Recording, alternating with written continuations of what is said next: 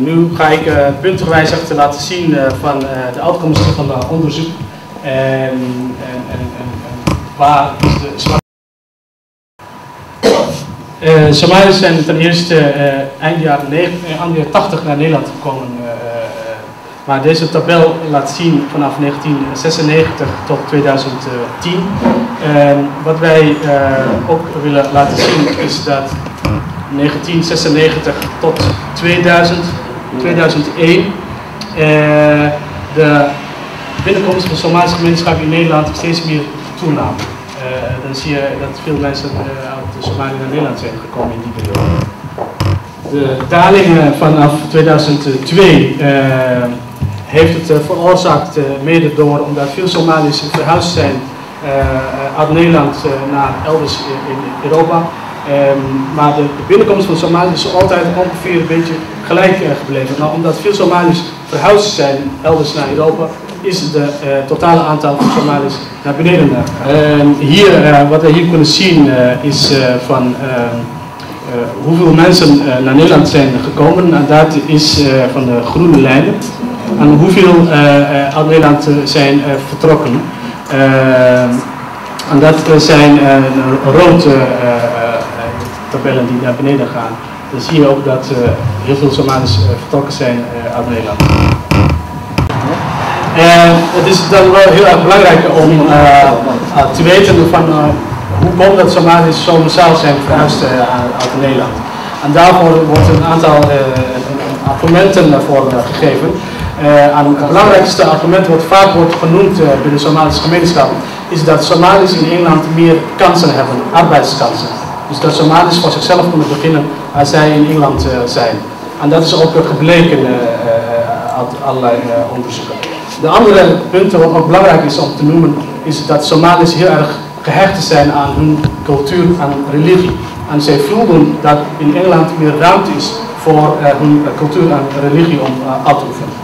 Deze tabel wil laten zien dat de gezinshereniging was toegenomen, ook, want vanaf 2005 als we kijken zijn een aantal Somaliërs die MPV visum hebben gekregen, is 60 en dat neemt ook toe. En dat heeft te maken omdat vanaf die periode veel Somaliërs verblijfsvergunningen hebben gekregen hier in Nederland. En zodra de Somaliërs verblijfsvergunningen hebben gekregen, hebben ze aanvraag ingediend om hun gezinnen hier te laten komen. Om het kort samen te vatten zal ik een aantal tabellen laten zien. Wat je ook ziet is zeg maar de man-vrouw verhouding, dat relatief wel ongeveer hetzelfde is. 46% voor vrouwen en 54 mannen. En wat je ook hier kan zien is dat Somaliërs die onder 30 jaar zijn toch wel heel groot zijn. En van 0 van 10 is 25% en tussen 20 en 30 is nog 25%. Dus het merendeel van de Somalische bevolking in Nederland is een jonge gemeenschap. Ik vraag me af of het nodig is dat ik elke keer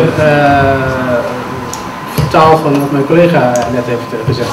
Omdat er op de tabellen en daarboven in Nederland is geschreven, dat ik denk dat diegenen die Nederlands spreken tussen ons, dat zij zelf ook mee kunnen volgen. En hier het belangrijkste is om te vergelijken van andere vluchtelingengroepen, Afghanen, Somaliërs, Iraniërs, hoe de verhoudingen liggen van gehuurd en gehuurd gescheiden. Dus dat is wel heel erg belangrijk om vergelijkingen te kunnen maken om te zien van hoe de samenstelling van de Somaliërs op dit moment gesteld is. Mijn collega zegt van het is belangrijk om dit ook te laten zien voor de Somaliërs, met name om Somaliërs bewust te maken over hoe het met de Somalische gemeenschap hier in Nederland gesteld is. Dus daarom staat hier af en toe ook heel uitgebreid op bepaalde punten om te laten zien de Somaliërs wat hun positie is hier in Nederland. En het gaat over waarom is zo'n groot percentage schoonoverval, met name met jonge mensen. En het wordt hier een aantal elementen benadrukt. Met name het heeft te maken met dat Somaliërs kinderen, jonge mensen, geen ondersteuning krijgen van thuis, van ouders, van mensen thuis. Tweede is vaak zijn één ouder situatie gezin in Nederland, alleen een moeder of alleen vader. En daarnaast is de ouders, Somalische ouders in Nederland wordt gezegd of de onderzoek suggereert dat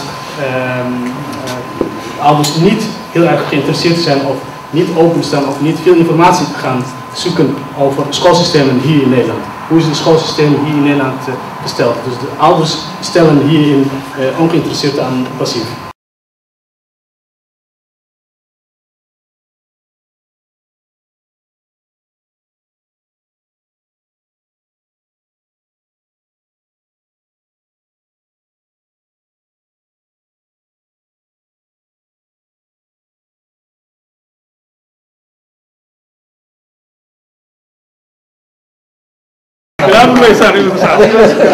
Kort samengevat, de onderzoeker heeft een aantal elementen laten zien, maar het is wel belangrijk om te benadrukken, dit is een onderzoek, dus het kan ook zo zijn dat het niet helemaal is zoals die hier wordt gesuggereerd, dat de positie zo slecht gesteld is voor de Somaliërs.